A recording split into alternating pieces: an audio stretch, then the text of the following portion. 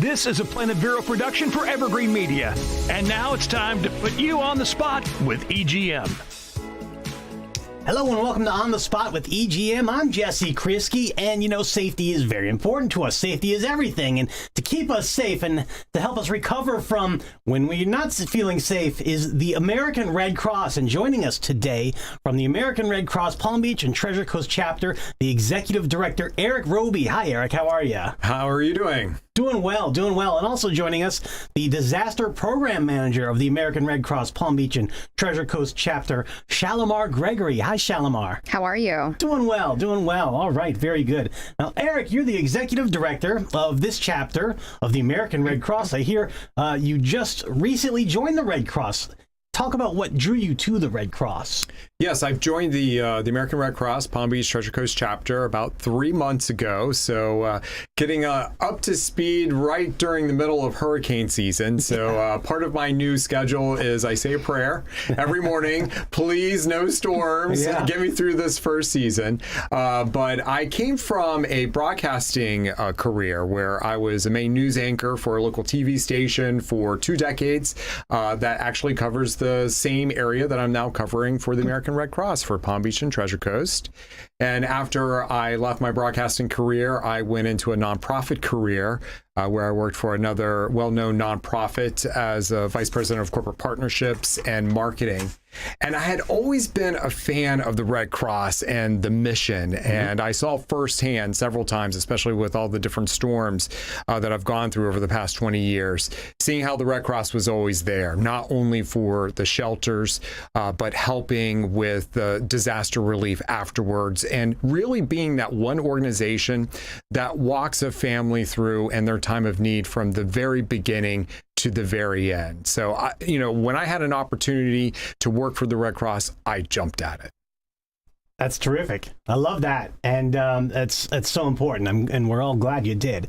And now, Chalimar, you're the Disaster Program Manager.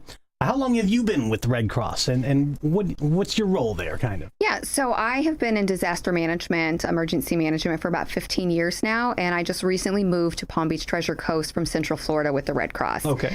So my role as a disaster program manager is basically managing a group of volunteers who manage the programs that we have, which is disaster preparedness, home fire campaign. We have disaster action team that responds to, emergency fire responses. We have mass care, sheltering, feeding teams, and basically ensuring that those programs throughout the Palm Beach Treasure Coast run without a hitch. That's great. That's great. And we need people like you, of course, to be there for us when disaster strikes. And speaking of disaster, we all saw the news recently, the floods in eastern Kentucky, devastating. But it's always good to see the people who are coming in to help in times like those. And I understand there are people from the Treasure Coast, actually, in eastern Kentucky, on the ground working for the Red Cross. And can you tell us a little bit about the work on the ground?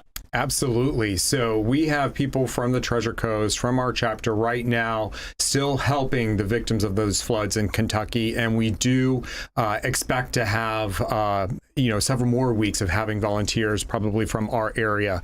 Right now, we've had 8 people that are either there now or were there and came back, because normally you stay 1 or 2 weeks from the Treasure Coast and the Palm Beach chapter. 17 across South Florida have volunteered their times. That means that they left the comforts of their own home to go into a disaster area in difficult situations, difficult living conditions, to make the lives better for those that were most impacted. And, this is important to bring up because the Red Cross is the largest nonprofit across the world, the best known nonprofit across the world. And that gives us the power and the capability of bringing our volunteers from across the country to where they are needed. And we have seen that help as well when we have been hit with hurricanes. So being part of this system of the American Red Cross means that there are always going to be volunteers here to help us when we need it, it because we send our volunteers when they are needed. And the other part of this that I want to point out is that the mission of the Red Cross is as critical, if not more critical today than it ever has been. And that is with climate change, making these disasters more frequent, making them more devastating, that our job for the Red Cross is that much more difficult. But we're here to do it. And as the disaster in Kentucky was unfolding, you might remember it was just 2 weeks prior to that we had the severe flooding in St. Louis, where we had crews there. And throughout the spring and continuing today, we have shelters open in the West Coast for multiple wildfires. And now we are in the height of hurricane season. So it is turning out to be a situation where the Red Cross, we are ready 365, but our volunteers are being called upon even more so today than what we have ever seen in our past. That's a good point. And we know no matter what the disaster is, we know the Red Cross is there. And like you said, this is the peak of hurricane season now that we are entering. And so what does the Red Cross do to prepare, even though there's no storms out there right now? We know we're always under threat every summer. So what does the Red Cross do to prepare for hurricane season? Training. Yeah. It's consistent year round. The Red Cross, whether it's staff, volunteers, we're preparing for anything. Whether it's a hurricane that we can, plan for, it's a no-notice event. It could be a wildfire. We're ensuring that all the staff is trained, our volunteers are trained. When it comes to a hurricane, obviously we have programs that we go into schools, talk to children about, to ensure that they're prepared in the event of an emergency. For what it is like to live live in a hurricane shelter. For Palm Beach Treasure Coast, the Red Cross has 16 total post-storm shelters that we actually facilitate and take care of. With the exception of Okeechobee County, we have the pre-storm shelter that we actually manage for them. As a rule, most cities and counties, the school boards, they handle the pre-storm shelters, and we come in afterwards for the recovery side. All right. Very good. And do you have any tips for our listeners and our viewers for hurricane season? Maybe a lot of people, they moved to Florida recently, and they've never been through even the threat of a hurricane. So do you have any tips for this? I think the tips are for everyone because I feel like we get a little nonchalant with the storms here in Florida and on the Treasure Coast. We feel like sometimes we're immune to them, or that if there is a forecasted storm, maybe we don't take it as seriously because maybe we haven't been hit in a while, or we haven't been hit directly by a very strong storm. But I always like to point out, this is the 30th anniversary of Andrew. And by the name Andrew, an A, we know that means 30 years ago, that was the first storm of that season. And look what it did to Miami-Dade County. Yeah. You can still see the marks of that storm, that Category 5 storm. So we always say it only takes one storm, and you don't know when that storm potentially could be, so you have to be prepared. I'm personally a little concerned because the storm season has been a little lackluster, which is a beautiful thing in my book, but I don't want people to be lulled into a sense of security. We're about to go into the height of hurricane season, which is September 10th, so we're just in the thick of it, and we are starting to see some activity in the tropics. You've heard a lot probably of the Saharan dust, which has quieted down a lot of those storms. That's now moving out of the atmosphere, and the water temperatures are such that we really could see a rapid increase in those storms developing off the African coast. So now is the time that you really need to start paying attention. And more importantly, dust off that plan if you have one, or if you are new to the area, learn what you should be doing. And that's what the Red Cross is here for.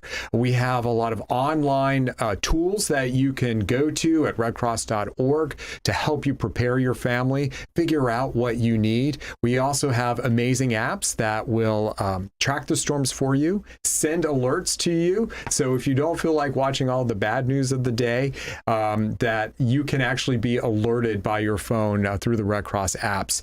And those apps will also tell you when shelters open and where they are. So they're great, useful tools that are completely free that you can use and start to think about. And I know, Chalimar, you have some advice on what a storm kit should look like to be prepared for. Definitely. I think, the main point is to be informed.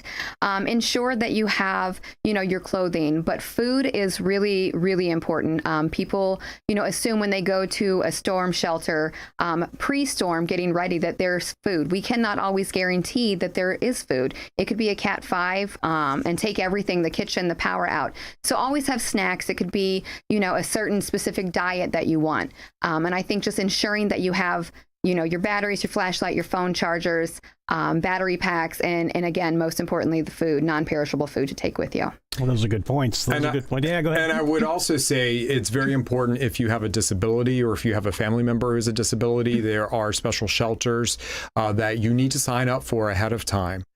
We don't turn people away at a Red Cross shelter, but we want to make sure that you go to the right shelter that has the right facilities for you. And that goes with pets as well. There are designated pet shelters, and these are all things that you should be figuring out now, where you're not in a panic, where you're not worried about putting the plywood on your windows or your storm shutters, or if you have your 3 days worth of water. You want to figure out the easy stuff now so that you can have a plan and implement it.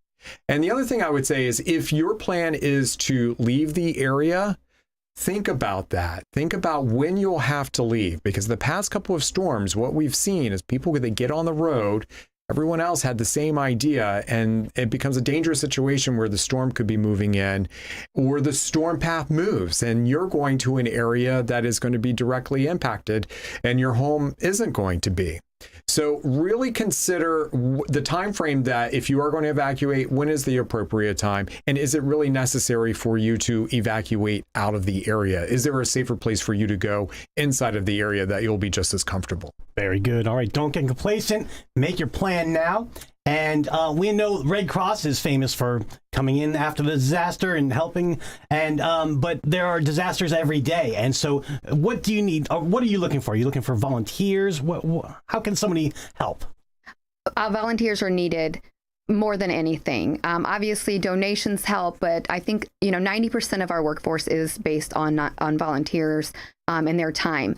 Specifically, disasters most people don't even think about is we have fires, home fires, on a daily basis throughout South Florida region. The Red Cross, we supply emergency funds so they can have a place to stay. We, supply food. We have clinicians that volunteer their time for mental health. If they need medications that they've lost, we have partners with so many people. So the volunteers are needed for our disaster action teams, community volunteer leads. I mean, you name it. The volunteer base is very broad, and we could use anybody's help. Very good. All right. So you can donate financially. You can donate your time. Where can you donate financially? So we have we've made it very easy, as you would think you would, right? Good. So all you have to do is call 1-800-RED-CROSS, or you can visit redcross.org, or you can actually text the word Red Cross, no space, to 90999. And that will make an automatic $10 donation. Very good. All right. Those are great options. Eric Roby, Chalimar Gregory, thank you very much for joining us on the Spot. American Red Cross, that's redcross.org or 1-800-RED-CROSS. All right. Thanks a lot, and we'll see you next time. Thank you.